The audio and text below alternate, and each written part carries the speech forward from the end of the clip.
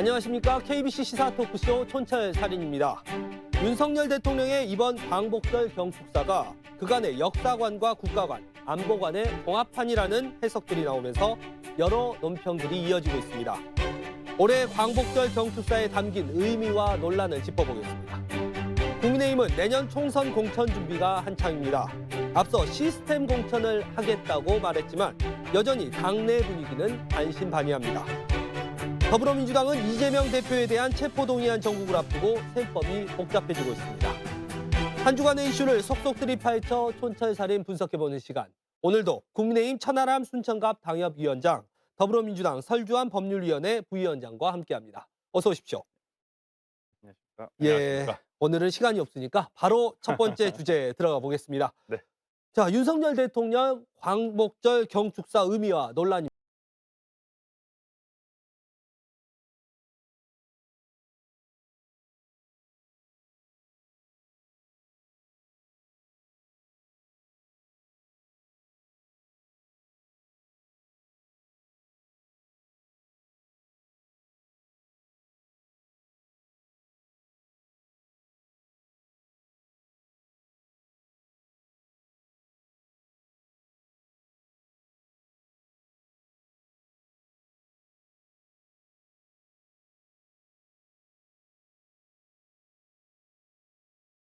지난 화요일이었죠. 윤석열 대통령이 취임 이후 두 번째 광복절 경축사에 나섰습니다. 자, 이거는 설주환 변호사님께 질문을 드리고 싶은데 네. 이 공산 전체주의라는 말이 귀에 탁 박혔어요. 네. 어떻게 들으셨습니까? 예, 저도 그 경축사를 듣고 좀 깜짝 놀랐어요. 네. 아니 왜 갑자기 공산 전체주의, 공산주의와 네. 전체주의를 합한 말 같은데 이런 단어를 어디서 듣고 오셔 가지고 이걸 대통령께서 연설문에 쓰셨지? 그러니까 뭐 연설 비서관이 썼는지 본인이 첨삭을 했는지는 모르겠지만은 어차피 어떻게 해서든 대통령이 언급을 하신 거니까 공식적인 단어가 돼 버렸는데요. 저는 그런 상당히 시리대화 맞나? 음.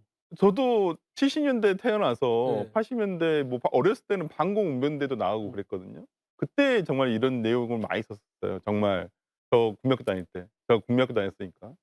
근데 어 좀 맞지 않구나. 우리 네. 대통령 또리 장군 시대에 사시다 오셨나? 저 어렸을 때 또리 장군이란 만화가 그런 만화였는데 반공 만화였는데 그때 보던 단어나 음. 그때 있었던 시대에 어울릴 만한 내용이기 때문에 2023 년도에 네. 대한민국에서 네. 이게 맞는 얘기예요? 그러니까 그러니까 정확하게 밝혀 주셨으면 좋겠어요. 음. 공산 전체주의가 누군가. 그리고 이 인권 운동에 탈을 쓴 운동가들이 진보 운동가들이 음. 과연 누군가. 그리고 대통령이 만약에 그런 사람들 아시면 국가보안법에 불고지죄라고 있습니다. 예. 국정원에 신고를 하셔야죠. 그런 어. 사람들에 대해서는. 당연히 우리나라 국보법으로 다스려야 되니까. 본인이 지금 불고지죄를 저지르고 계시는 거예요. 도대체 대통령은 무슨 생각으로 이런 음. 단어를 쓰셨으며 저는 예전에는 자기 진영의 진영 결집용 단어라고 생각했었어요. 음. 과거 연설에서 이런 자유와 어떤 공산주의 예. 배격과 근데 지금 생각해 보니까 이제는 찐이에요. 우리 어. 대통령이 '아 이런 생각을 진짜 찐으로 가지고 뭐 계시구나.' 선거용이 아니고. 선거용이 예. 아닌 거예요. 이제는 본인의 생각과 본인이 정말 본인이 가지고 있는 신념 예. 이라고 이제는 생각이 들 정도로 이런 말씀을 쓰시는데 하여튼 뭐 이번에 경축사를 뭐 대다수의 국민들이 들었겠지만은 굉장히 부적절한 광복절 경축사로서는 어울리지 않는 음. 내용이었다고 판단합니다. 이 공산 전체주의자 누굽니까? 반국가 세력이. 그러니까 예. 우선 제가 봤을 때는 이제 좁은 의미에서 보면은 그 노동운동하거나 아니면은 뭐 진보정당 활동을 하는 분들 중에 지금 국가보안법 위반 혐의로 수사를 받거나 재판을 받고 계시는 예예. 분들이 좀 있어요. 아마 좁은 의미로는 그런 분들을 얘기하는 것 음. 같고 조금 넓은 의미로는 뭐 시민사회나 아니면 정당에서나 활동하면서 뭐 소위 말하는 종북주의적인 생각을 가치관을 갖고 있는 사람들을 통칭해서 이렇게 표현을 한 것 같은데 근데 설 변호사님 말씀처럼 이 부분을 조금 더 핀포인트를 하는 게 음. 좋아요. 사실 명확하게 대상을 특정하는 게 좋고요. 여기에 대해 가지고 민주당을 포함한 많은 분들이 이제 "아 무슨 공산 전체주의 이건 무슨 소리냐."라고 발끈했을 때 국민의힘에서 쓰는 카드가 그런 거예요. 아니 공산 전체주의자 아니면 그거 왜 발끈해요? 어. 아니 재발절인 거 아닙니까? 네. 라는 건데 네. 근데 그것도 한두 번이에요. 그러니까 지금까지 저희가 그 카드를 너무 많이 썼어요. 그러다 보니까 대통령의 언어라는 거는 조금 더 특정돼서 나오면 좋을 것 같다라고 말씀드렸고 물론 광복이라는 것이 그 광복 전후에 있었던 우리 대한민국의 뭐 이념 갈등이라든지 분단이라든지 뭐 그 이후에 우리 대한민국의 자유민주주의 체제의 확립이라든지 연결되는 거기는 합니다마는 저도 뭐 다른 데서도 말씀드렸지만은 이게 광복절 그 경축사보다는 6.25 전쟁 기념사 느낌이 조금 더 강하기는 예. 해요. 예. 그래서 너무 이념 대립을 좀 강조하신 거 아닌가 하는 평가는 뭐 저도 동의할 수가 있을 것 같고요. 그리고 이제 설 변호사님께서 찐이라고 말씀하셨는데 제가 생각해도 좀 찐인 것 같습니다. 그러니까 저도 주변의 분들하고 이제 당내에 계시는 분들이나 뭐 얘기를 해보면 검찰 출신인 분하고 얘기를 해보면 그런 얘기를 하더라고요. 윤석열 대통령이 특수부 검사였잖아요. 예. 그러니까 뭐 대기업 수사하고 뭐 정치인 수사하고 이런 건 많이 했는데 공안 검사가 아니었기 때문에 국가보안법 위반이나 이런 거 수사를 별로 안 해봤다. 예. 근데 그 당선되고 인수위 때부터 시작해 가지고 이제 전체적으로 뭐 국정원이나 경찰이나 검찰이나 쭉 이런 공안 관련한 보고를 받을 거 아니겠습니까? 그때 개인적으로 충격을 실제로 좀 받은 것 같아요. 아직까지도 이렇게 간첩이나 공안 사범이 있다고? 그리고 제가 이제 국정원의 분을 통해서 그냥 간접적으로 들은 거니까 얼마나 신빙할 수 있는지 모르겠는데 전 정부에서 이런 부분들이 있었는데 국정원이나 이런 데서 적극적으로 대처를 안 했다라는 보고까지 받은 거 아니냐. 그러다 보니까 이게 생각보다 심각하고 이 심각한 거에 대해서 국민들께 경각심을 드려야겠다라는 대통령 개인의 약간 확신 같은 게 있는 거 아니냐라는 얘기를 좀 저희 국민의힘 내부에 있는 분들이 조금 해요. 그래서 저도 초반에는 이게 뭔가 TK라든지 아니면 약간 고령층이라든지 결집용으로 쓰시는 거 아닌가 했는데 점점 저희 당내에서도 얘기를 들어보면 이거는 진짜로 대통령께서 이런 부분에 대해서 경각심 갖고 있는 것 같다. 좀 그런 얘기들이 많이 나오는 것 같아요. 그러니까 저 갑자기 드는 생각이 뭐였냐면 이번에 이 연설문 듣고 대통령이 지난 선거운동 기간 중에 그 기자들하고 무슨 어디서 이렇게 질문을 받다가 옆에서 누군가 "답합니다. 대답하지 마십시오." 하고 가신 적이 있으세요. 그 약간 정체 알 수 없는 사람이 옆에서 예, 얘기하는 예, 거잖아요. 예. 그런 얘기를 한 적이 있으세요. 갑자기 저는 불현듯 이게 그 장면이 떠올랐어요.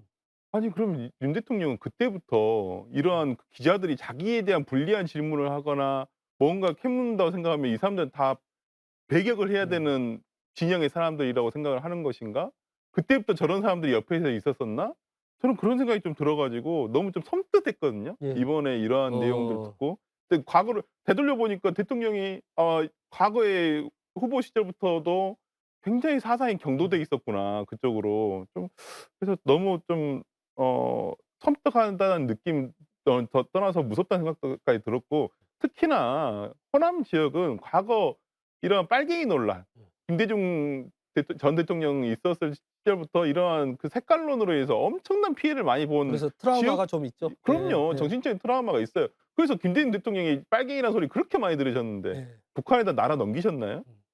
저는 아니었다고 봐요. 그건 이미 입증되고 오히려 김대중 대통령이 되신 이후에는 오히려 그런 내용 논란들이 많이 잦아들었는데 갑자기 이게 요즘에 공산당이란 말이 너무 많이 나와서 너무 황당해요. 솔직한 말씀으로는. 그러니까 제가 봐도 뭐 간첩이 있겠죠. 뭐 있을 것이고 예. 활동도 하고 가끔씩 보면은 그 수사나 아니면 언론을 통해서 나오는 거 보면 지령의 수준이라는 게 좀 황당할 때들이 예. 있어요. 뭐 이준석 전 대표가 저한테 가끔 놀리는 게 자기는 북한 증서를 받았다 이런 거 가지고 놀리거든요.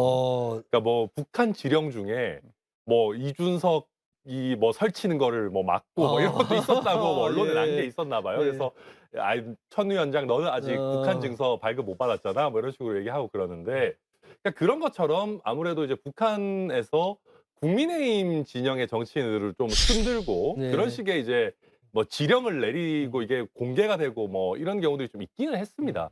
그게 없을 거라고 말씀드리는 것도 아니에요.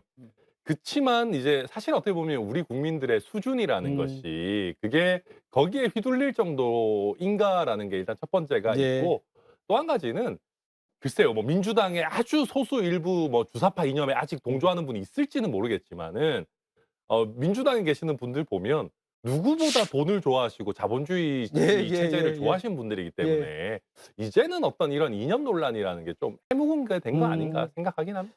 네. 뭐 이런 부분에 있어서 좀 뭐랄까 우려도 있고 논란도 있는데 이제는 좀 미래지향적이죠. 우리 이제 윤 대통령이 출국을 했습니다. 출국을 했고 한미일 정상회담을 앞두고 있습니다.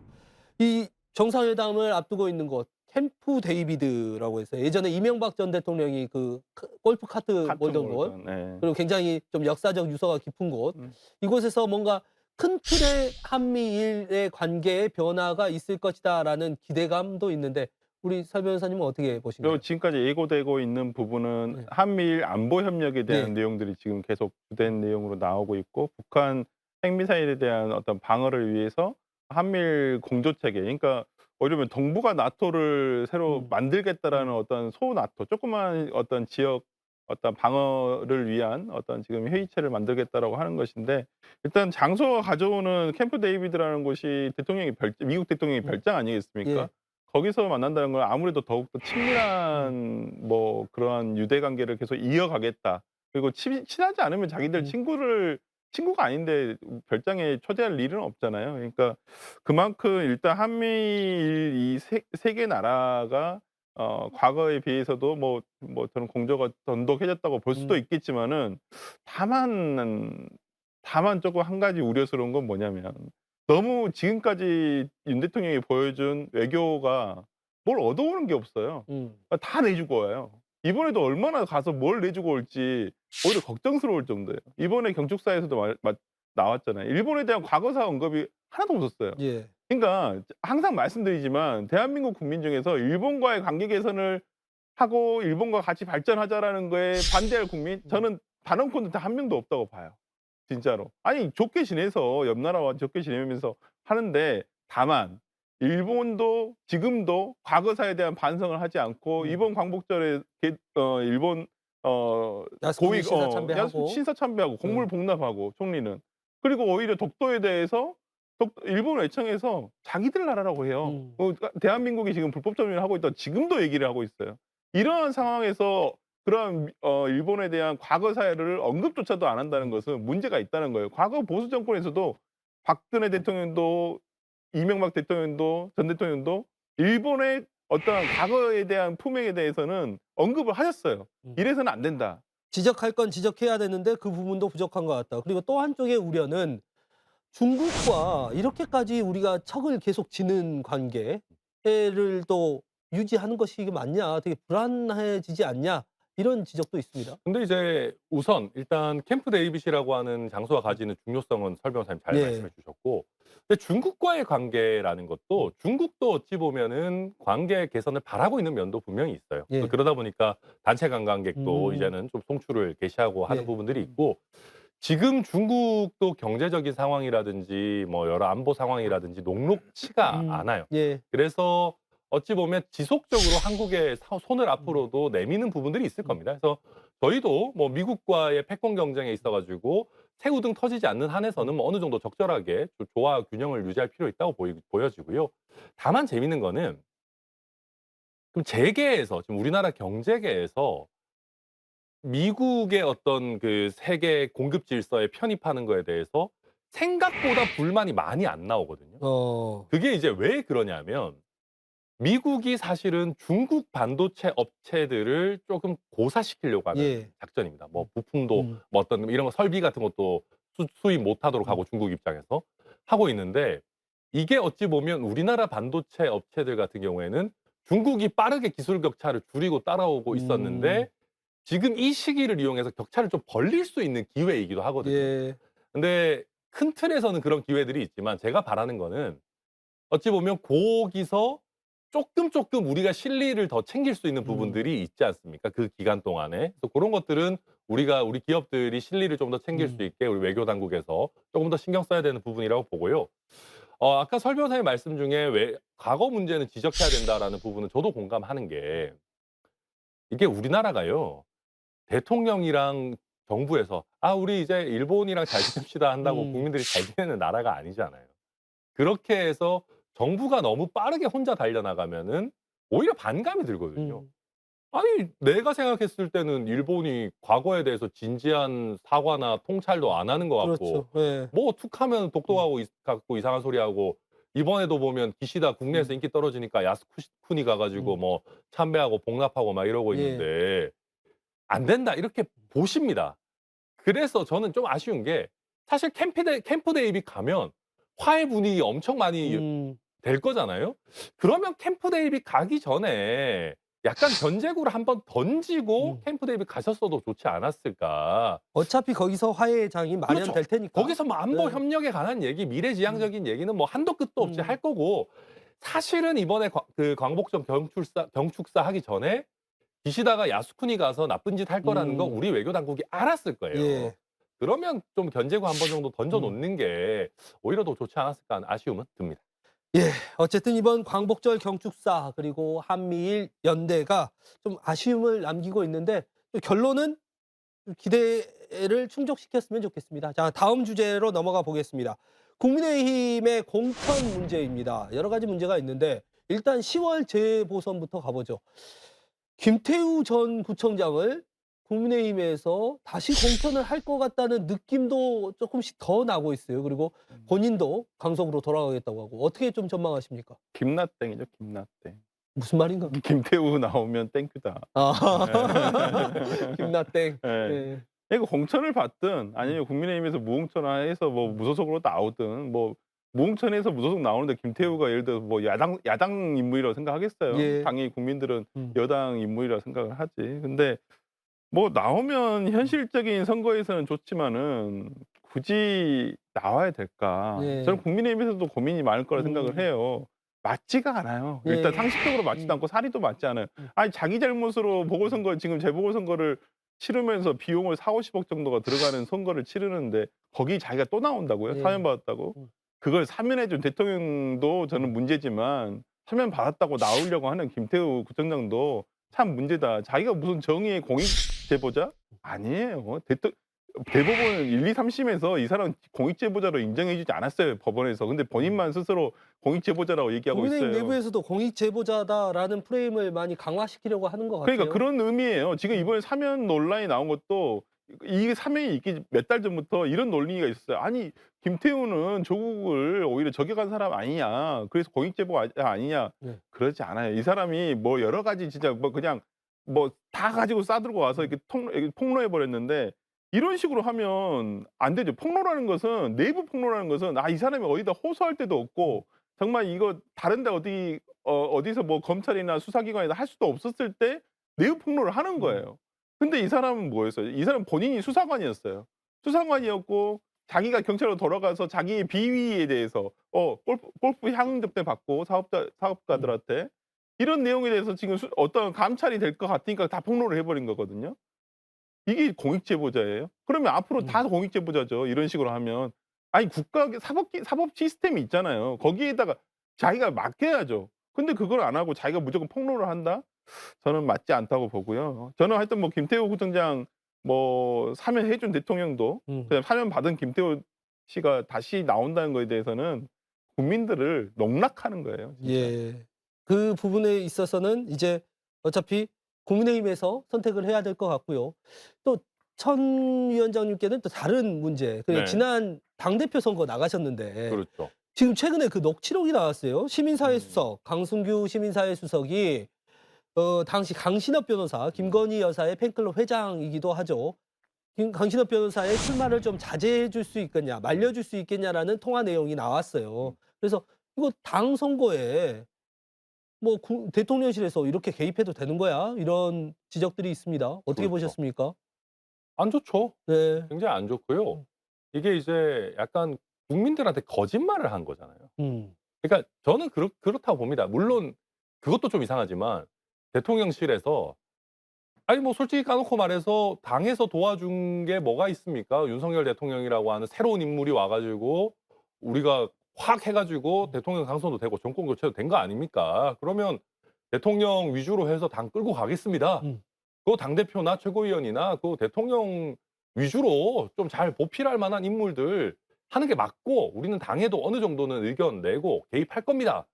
물론 그렇게 대놓고 잘 얘기 안 네. 하겠지만은 그랬다면은 잘 모르겠습니다. 그것도 어느 정도 부적절하지만은 근데 국민들께 우리가 당무에 개입 안 한다, 당무에 관심 없다 예. 그러셨지 않습니까? 근데 뒤에서는 시민사회 수석이라는 분이 전화해 가지고 표 갈라먹을 만한 사람한테는 출마 좀 하지 마라. 왜냐하면 우리가 생각하는 인물 당선돼야 되니까. 라고 하고 있으면은 이게 좀 안 맞잖아요. 그리고 안 예, 맞고 아니 이거 좀 불공평하잖아요. 특정 그렇죠. 후보는 예. 용산에 있는 공직자들이 음. 뒤에서 지원해 주고 저는 왜 안 도와줍니까 그러면? 저는 왜 안 도와줬어요? 친윤 발악인데. 그렇지 예. 아니 농담이고요. 예. 그러니까 그런 것처럼 이게 제가 제일 걱정하는 것은 대통령의 정치라는 것이 옛날에 권위주의 시절에는 정말 힘을 가지고 했을지 모르겠지만은 지금 시절에는 어쨌든 대통령도 뭐 권력 기관이 많고 뭐 하고 있듯 말로 하는 겁니다, 정치는. 국민들한테 말로 이렇게 합시다라고 해 가지고 가는 게 현대 정치예요. 근데 대통령이나 대통령실의 말이라고 하는 것이 국민들의 신뢰를 잃으면은 아무리 권력 기관 뭐 있고 뭐 하고 해도 그게 대통령 뜻대로 국정이 갈 수가 없어요. 그래서 저는 이번 논란에서 상처를 남긴 것은 과거에 이제 체리 따봉 문자가 공개됐을 예. 때와 마찬가지로 대통령이 하는 말씀과 실체가 다르구나라고 하는 거를 보여주는 안 좋은 장면이 좀 나온 것 아닌가. 그리고 그게 우리 정당 민주주의라고 하는 것과 좀 배치된다. 그래서 저는 굉장히 아쉬운 대목이다. 그리고 강승규 수석 이런 거 좀 터졌으면 또 빨리빨리 거치도 결정하고 예. 죄송합니다. 이건 그냥 제가 한 겁니다라고 하든 뭘 하든지 뭐 설령 그걸 꼬리 자르기라고 또 욕을 하더라도 책임지고 물러나는 모습이 좀 나와야 되는데 요새는 뭐 가면 갈수록 뭐가 나와도 사람들이 책임을 안 지는 것 같아요. 예. 네. 기조잖아요, 기조. 누구 하나 책임 하나도 안 지는.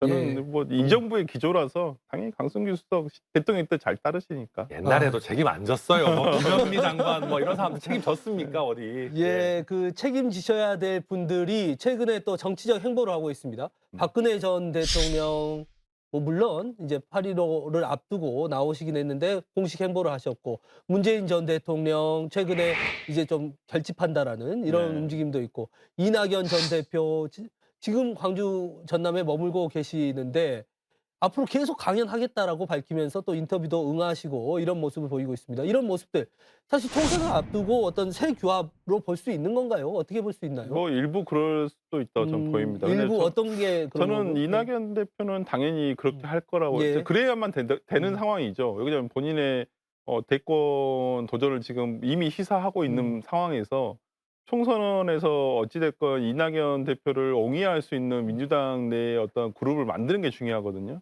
그게 없어 버리면 너무 힘들어져요. 다음 대선에서 준비하는 과정에서도.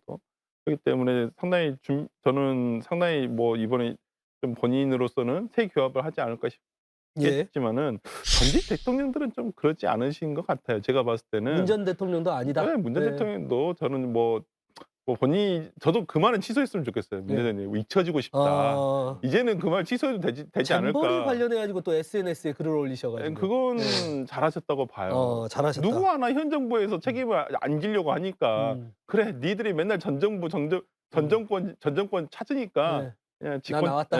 그냥 내가 사과하고 만다. 오히려 저는 그런 생각이고요.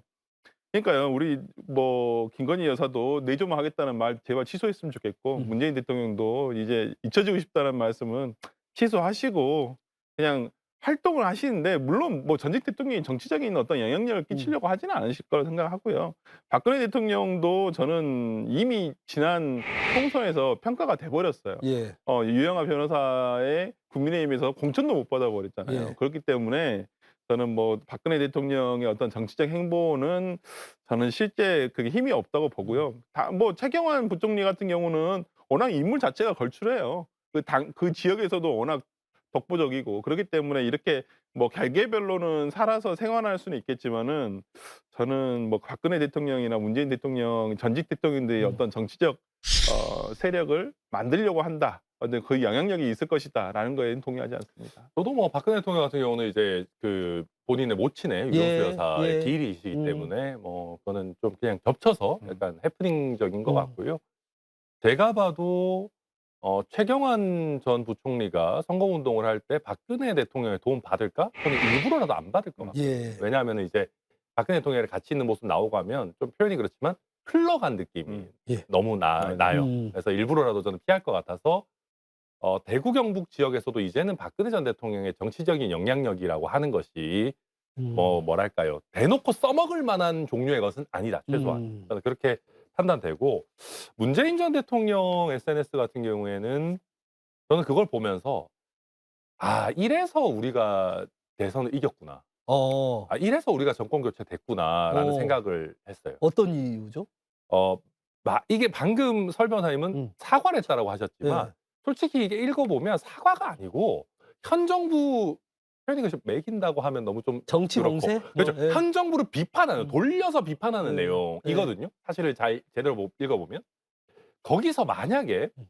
문재인 대통령께서 우리 정부 때 전북도 좀 더 잘 지원하고 새만금 좀 더 준비를 착실하게 잘했어야 되는데 혹시 우리 정부에 부족함이 있었다면은 겸허하게 송구스럽게 생각한다라고 만약에 정말로 사과를 사과를 하는 멘트를 냈잖아요. 저희가 진짜 곤란했어요. 저는 그러면은 진짜 윤석열 대통령은 무슨 쥐구멍에라도 들어가야 되는 심정이 됐을 거예요. 근데 사실 그렇지 않거든요, 예. 서로. 음. 그러다 보니까 지금 우리나라 정치가 이 모양 이 꼴인 게 어떻게 보면은 서로 이래서 그런 것도 있고 그렇다고 제가 현 정부의 잘못이 없다는 건 전혀 예. 아닙니다마는 저는 그래서 이런 거 보면서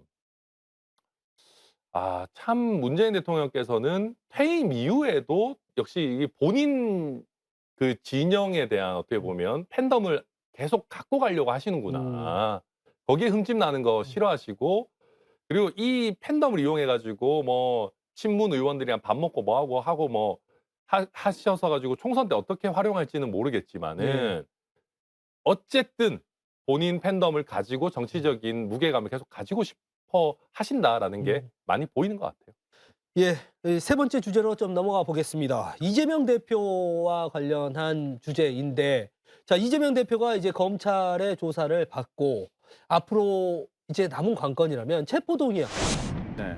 올라가는 9월에 검찰이 영장을 칠 것이냐 아니면 8월에 바로 칠 것이냐.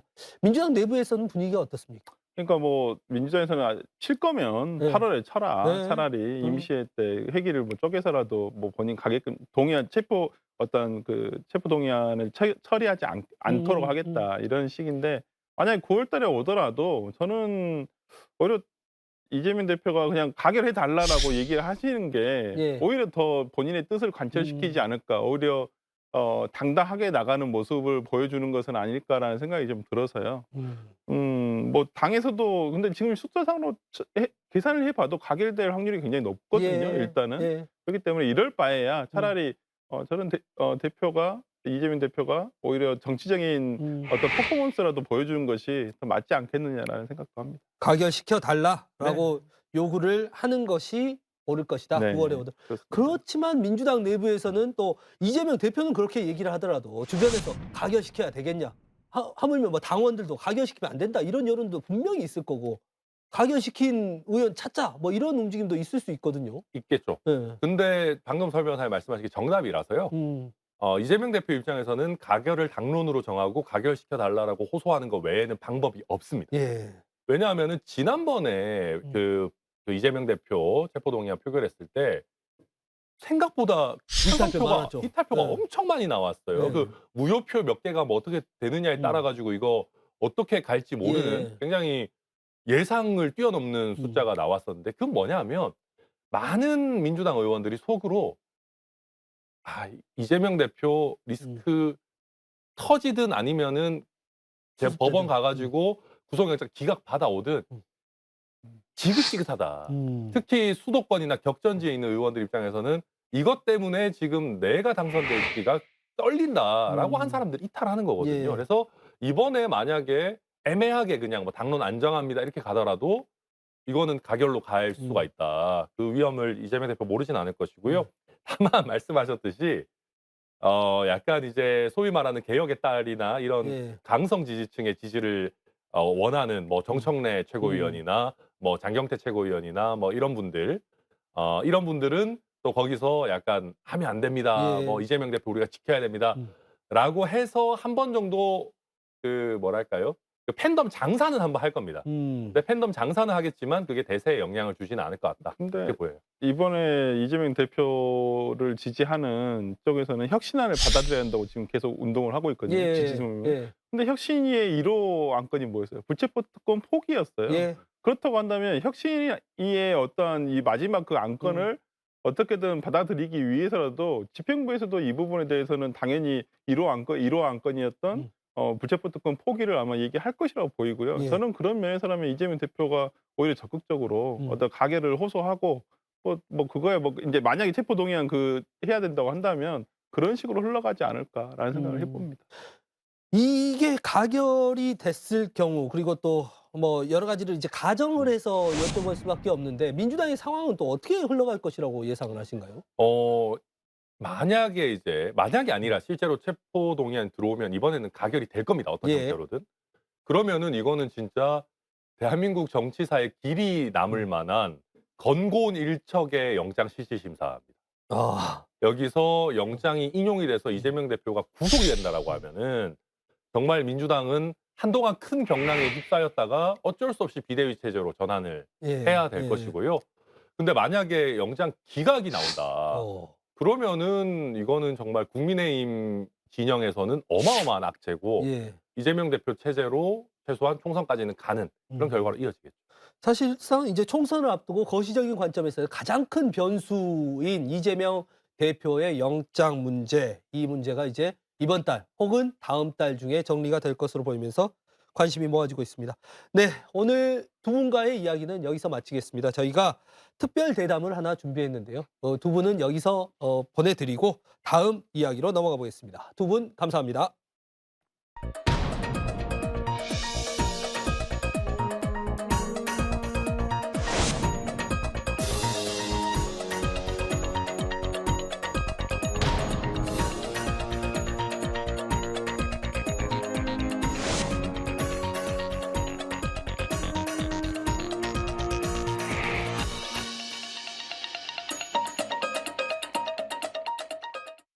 네, 말도 많고 탈도 많았던 새만금 잼버리 파행 사태의 책임을 가리기 위한 정치권의 공방이 치열합니다.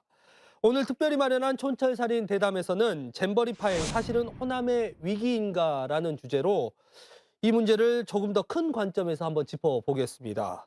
최근에 이탈리아로 가는 길이라는 책을 출간하면서 한국 정치의 구조와 변화를 분석해온 조기동 작가님 나오셨습니다. 안녕하십니까? 네, 안녕하십니까? 저희 지난 1월 달이었죠. 호남 네. 정치와 관련해서 나오셨고 촌철살인에 네. 8개월 만에 책 한 권 뚝딱 또 쓰셨네요. 예, 저도 이제 그 이야기를 조금 있다가 또 한번 나눠보고 일단은 현재 그 새만금 잼버리 관련해 가지고 네. 잼버리가 끝났지만 그 파행에 대한 책임 전직 대통령까지 나서 가지고 지금 그 싸움이 붙고 있습니다. 이게 어떤 이 흐름을 어떻게 좀 작가님은 보고 계신가요? 네. 일단 한 3가지 정도를 볼 수 있을 것 예. 같습니다. 먼저 이제 최근에 지방 정부의 실패 사례가 점점 나오고 있다는 걸 지적해야 되겠습니다.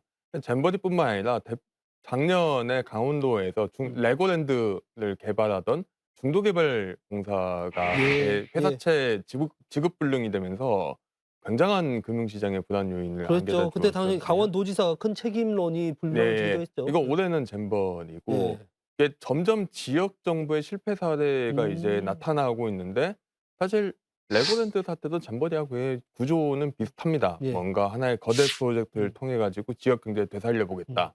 하지만은 이게 사업 기획이 잘 안 되는 것도 있고 만약에 실패했을 경우 그리고 뒷수습 어떻게 하느냐의 문제. 그런 문제들이 점점 불거지는 게 첫 예. 번째고요. 두 번째는 이게 지방 정부뿐만 아니라 중앙 정부도 마찬가지인데요. 정부가 예전에 기대했던 유능함이 이제 사라지고 있다는 게 두 정부 번째입니다. 자체에. 예. 예. 이거는 이게 예전처럼 지자체나 정부가 나서서 SOC 건설이나 아니면은 종합적인 개발 계획을 세우고 경제를 이끌어간다는 전통적인 모델의 예. 전제 조건이 허물어지고 있다는 거죠. 이거를 단순하게 정부가 무능해지고 있다고 볼 수도 있고 다른 한축에서는 변화된 환경에서 정부가 과연 정부의 행정력을 믿고 프로젝트를 하는 게 유효한가 이런 질문을 던져볼 수가 있습니다. 예. 마지막으로 이 부분에 대해서 이제 고민을 해봐야 된다고 생각하는데요. 예. 그 새만금 잼버리에 대한 반발 예. 또는 지방 사업의 실패에 대한 반발이 수도권을 중심으로 해가지고 점점 커져가고 있다는 겁니다. 예. 즉 부유한 수도권, 경제 개발에서 발전한 서울과 어떤 서울 주변의 수도권과 여전히 이제 경제 개발을 과실해서 소외되고 오히려 선진국이 되면서 더 탈산업화라든가 이런 서비스 첨단 서비스업 위주로 경제 구조가 변화하면서 음. 소외되는 지방이 격차가 벌어지고 수도권 사람들이 지방에 왜 우리가 돈을 써야 되느냐. 예. 결국 이제 정치적인 역학관계가 바뀌고 있는 거거든요. 이 세 가지 측면을 다 이제 고려해야 되는 순간이 오지 않았나 싶습니다. 특히 마지막에 말씀하신 이 수도권과 지역의 분화. 예. 이 사실 우리 지역에서 보면은 이런 거대한 프로젝트들을 하면서 그러니까 국제 대회를 유치한다든지 하면서 지역 발전을 꾀했던 것이 사실이거든요. 네. 저희 광주 같은 경우도 유대회 하면서 야구장도 지었지, 또 KTX 빠르게 개통도 예. 했지, 이런 것도 있었는데 이런 공식 자체가 이제 깨질 수 있다 이렇게 보시는 건가요? 깨질 수 있는 게 굉장히 분명하죠. 예, 첫 어. 번째는 SOC를 건설한다 해도 경제적인 그 효과가 예. 이제 더 예전만큼 나오지가 않습니다. 이거는 단순하게 SOC를 건설한 게 효과가 없다. 그냥 뭔가 사업성 얻는 계획에 돈을 집어넣었기 때문이 아니라 예.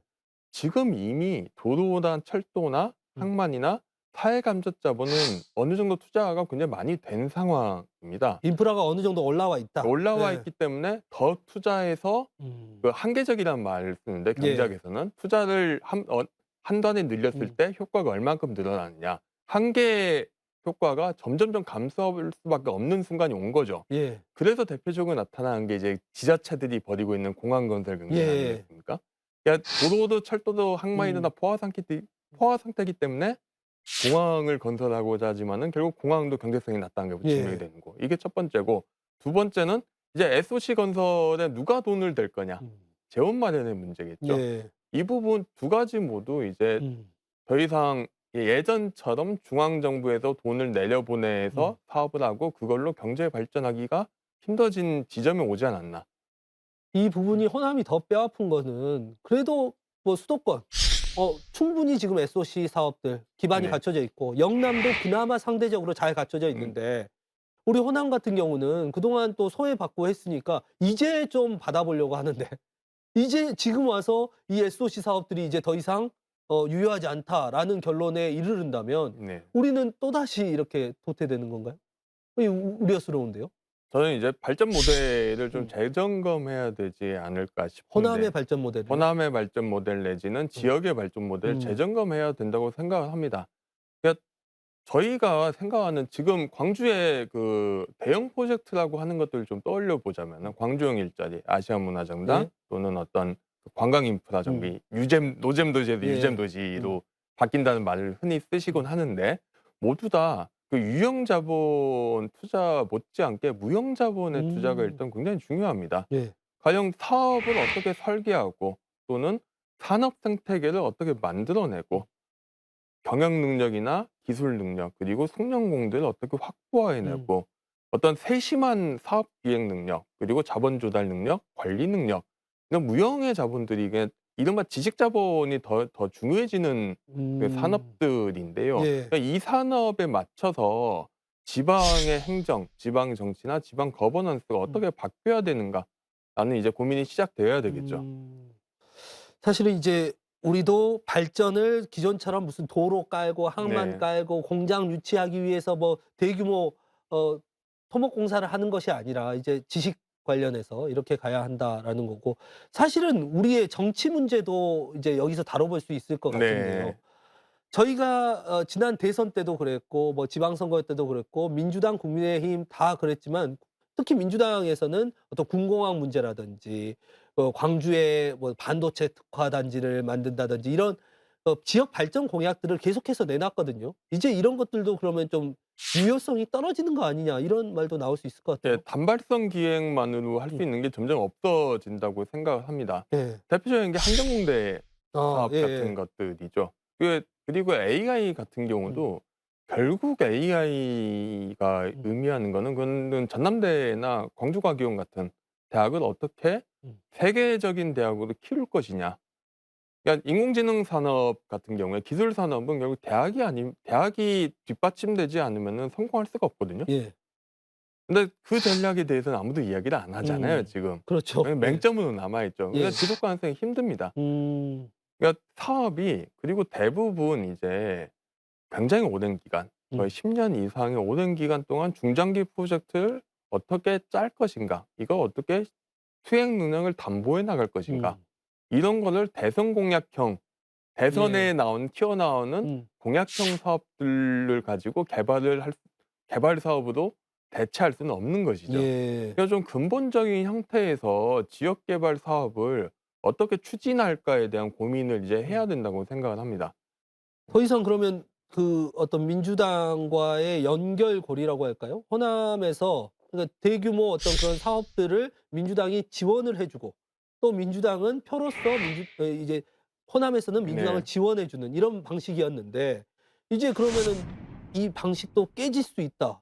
그것도 이미 무너졌죠. 이미 무너져 예, 있다. 대표적인 어. 게 요즘 이제 새만금 예. 공항 이야기가 나오는데 새만금 공항이 2019년에 그 지역균형 개발 사업이었던가요? 예. 그 예산 타당성 조사 면제 사업의 맞아요. 일환으로 들어갑니다. 예. 근데 그 사업의 가장 핵심은 경남도가 미는 내륙철도예요. 예. 그러니까 대전에서 진주로 내려와서 거제도까지 이어지는 철도인데 예. 그 사업의 사업비가 4조 7천억입니다. 와우. 예. 근데 그때 호남이 그 시도별로 하나씩 줬는데 호남 지역이 갖고 간 사업이 그나마 큰 게 그 새만금 공항 8천억짜리, 광주는 당시 AI 아예 7천억, 8천억. 예. 굉장히 다 조그만 사업들인데 그 두 가지 문제인 거죠. 첫째는 호남이 더 이상 어떤 정치력을 발휘하기 힘든 여건이 첫 번째. 예. 민주당은 물론 국힘에서도 정치력이 약해졌다는 게 첫 번째. 두 번째는 과연 우리가 따낼 만한 대형 프로젝트를 기획을 하고 있는가? 야, 이렇게 돈을 그 중앙 관료들과 만나서 이야기를 해보면은 그분들이 좀 안타깝다는 말씀을 하세요. 왜 호남 사람들은 설득력 있는 계획을 안 갖고 오느냐? 심지어 돈을 주고 싶어도 줄 수 없다는 이야기가 들어본 적이 있습니다, 예. 제가. 예. 저희도 사실은 근데 큰 프로젝트들을 하는데 요즘 또 드는 생각은 이 소지역주의가 또 막는 부분도 있거든요. 네. 예를 들어서 공공기관 이전 문제라든지 저희가 2차 공공기관 이전을 한다고 했을 때 그걸 광주에 놓냐 전남에 놓냐 뭐 나주에 다시 놓는 게 맞느냐 이런 논란이 있고 더 크게는 군공항 문제도 있죠. 군공항을 이전을 해야 되면 지금 광주 전남이 힘을 합쳐서 국방부를 찾아가든 기재부를 찾아가든 국토부를 찾아가서 이걸 해법을 찾아야 되는데 광주 전남 내에서도 정리가 안 되고 오히려 갈등하고 있어요. 이런 모습들을 보면 이 소지역주의는 또 호남의 위기의 한 축이 되는 거 아니냐 이런 지적도 가능하겠네요. 예, 위기의 어떤 어떤 현상적인 모습이자 그게 더 위기를 키우는 거겠죠. 예. 그러니까 사실은 사람들이 다 호남 이야기하지만은 전남, 광주, 전북은 거의 단일한 지역으로 볼 수가 없습니다. 당장 호남선과 전라선 나눠져 있지 않습니까? 서울과 인제도 다 따로 놀고요. 그다음에 그 광주하고 순천 지역, 영산강권역과 그 섬진강권역이 단일한 생활권인지도 의심이고 전북도 마찬가지죠. 전주하고 광주가 분리돼 있고 전북 지역도 전주와 군산 지역이 분리돼 있죠. 굉장히 다 조음맞게 나눠진 지역에서 공통된 그 경제개발 기회도 없다 보니까 전부 다 서울에 종속돼 있는 이른바 중앙정치에 종속돼 있는 모습이 소지역주의의 한 축이고요.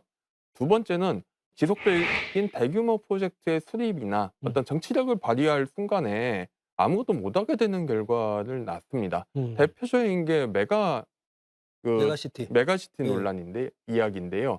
사실 메가시티 이야기는 그 김경수 지사에 대한 이야기로 많이들 합니다만은 그 배경에는 부산, 울산, 경남이 1950년대부터 하나의 경제 권역을 이루고 있다는 사실에서 출발합니다. 사실상 이미 가장 그런 건데 부산 지역에서 출발한 자동차 부품 회사가 울산에 있는 현대차에 납품을 하고 공장을 짓기 위해서 창원에 신공장으로 이전을 하는 그런 스토리들이 그 부산, 울산, 창원의 일반적인 그 제조업체들의 이야기거든요. 이미 하부 구조에서 지역 간 연계가 되기 때문에 상부 구조가 되는 거고 예. 그나마도 요즘 그 지자체들끼리 사이가 벌어지면서 잘 추진이 안 되고 있죠. 예. 근데 과연 호남에서 그거를 무작정 한다고 과연 될까? 일단 그게 첫 번째고 두 번째는 그게 잘 안 될 경우에 그나마 호남이 그냥 빈약한 자원을 광주와 전남의 경우 합동하지 않고 어떻게 프로젝트 성공을 받을 수 있을 것인가? 이 문제는 단순하게 어떤 지자체장이 사이좋게 지내라고 그냥 좋은 말로 해결할 수 있는 영역은 아닌 것 같고 뭔가 제도적인 해결책을 좀 모색해야 된다고 생각을 합니다. 듣고 보니까 여러 가지로 지금 호남이 진짜 위기는 위기 상황이네요. 점점 더 위기가 닥쳐오지 않을까 생각하고 있습니다. 이거 어떻게 해법을 찾아야 됩니까? 일단 좀 네. 지역 정치에서 새로운 비전을 만들어야 된다고 생각을 지역 합니다. 정치 내에서요? 예. 그러니까 결국은 과거에 경제 발전하던 방식, 그러니까 호남이 추종하는 방식은 딱 1990년대까지 통용되는 지역 개발 방식이죠. 예. 근데 2023년에 이게 통용이 되겠느냐? 음. 그리고 정치인이 당권을 물어서 뭔가 공약 사업을 하는 방식이 통용이 되겠느냐? 예. 그래서 안 되거든요. 음.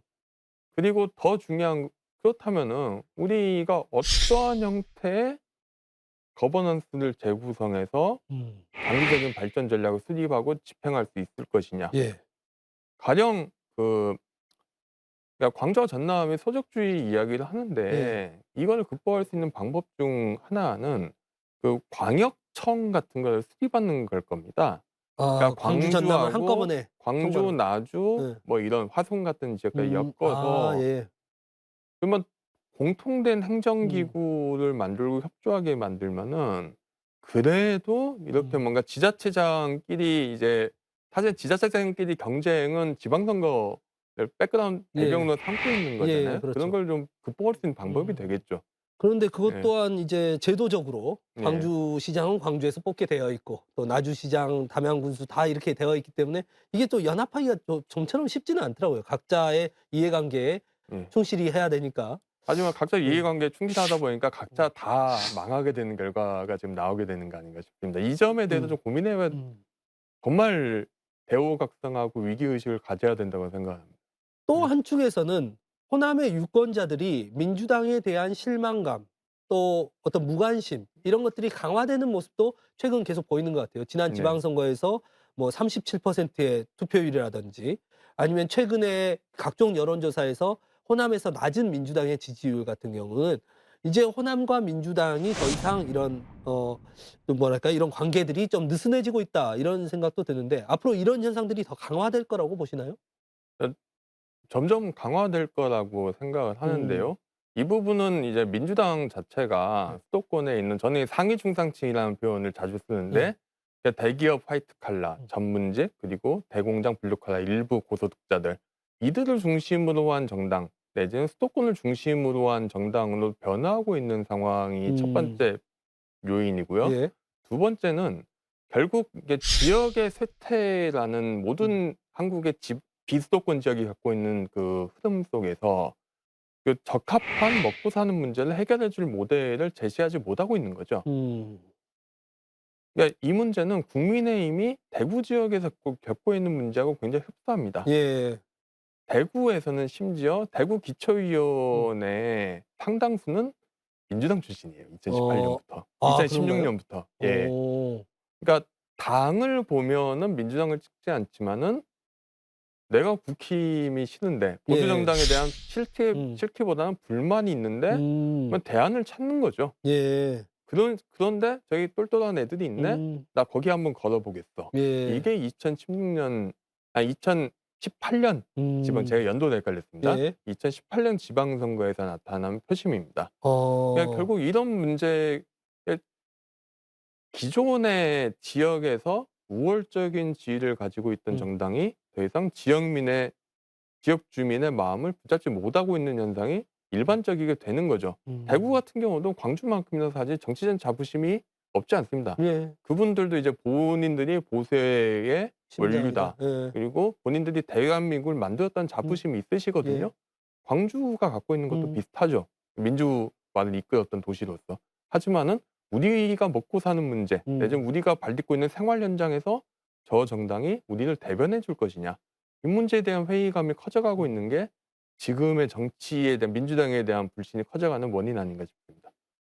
그런 현상들은 영남이건 호남이건 나타나는데 네. 지역주의나 이런 부분들이 약해지는 이런 현상들이 나타나는데 사실은 이 양당 체제 속에서 별 대안은 없는 것 같아요. 양쪽 다. 대안도 없고 네. 특히나 그분들이 지역에서 뭘 해줄 수 있는가에 대한 답이 없죠. 저는 이번 잼버리 사태에서 굉장히 좀 국민의힘의 대응에 가장 기본적인 문제가 있는 원인은 윤석열 대통령의 공약 중 핵심이 전북 공약이 새만금입니다. 예. 예. 이게 새만금에 뭔가 메가시티를 만들고 국제투자진흥지역을 만들고 글로벌 기업을 유치하고 심지어 새만 국제공항 유치도 핵심 공약으로 들어가 있어요. 예. 그러니까 새만금 공약, 그러니까 다른 형태의 그러니까 다른 경로를 보여줘야 되는 거 아니겠습니까? 대한정당이 되려면 예. 지역 내에서. 예. 하지만은 똑같은 개발 방식을 이야기하는 정당인데 과연 저 정당은 과연 그 뭔가 돌파구를 만들어줄까? 회의를 느낄 수밖에 없고 두 번째로 돌파구를 만들어줄 수 비슷비슷하다면은 그다음에 약간 집행 능력이라고 해야 될까요? 네. 아니면 지역 내 정치 실력이라고 해야 될까요? 이런 부분이 중요해지는데 그 부분에 대해서도 의구심이 들죠. 그냥 국민의힘의 가장 큰 약점은 지역 내에서 지역 기반이 없기 때문이라고 생각합니다. 지역 주민 입장에서 그 당의 사람들을 뽑았을 때 예. 이건 국민의힘뿐만이 아니라 제3정당 요즘 나오는 제3정당에도 해당되는 이야기인데 그 정당을 뽑았을 때 우리 지역에서 내가 발딛고 사는 지역의 삶의 질이 괜찮아지느냐는 가장 본질적인 질문에서 답을 할 수 없기 때문이죠. 그렇기 때문에 좀처럼 대안을 찾지 못하고 있는 게 아닌가. 그래서 더 답답해지고 있는 것 네. 같아요. 그러니까 호남의 위기, 지역의 위기 상황에서 정치권은 좀처럼 해법을 내놓지 못하고 있는 상황. 유권자들, 시도민들은 더 답답해지는 그런 상황인 것 같습니다. 오늘 이야기는 여기까지 듣도록 하겠습니다. 한마디 말로 사람을 감동시키고 세상을 변화시키는 KBC 시사 토크쇼 촌철살인. 여기서 마칩니다. 시청해주신 여러분 고맙습니다. 작가님 감사합니다. 감사합니다.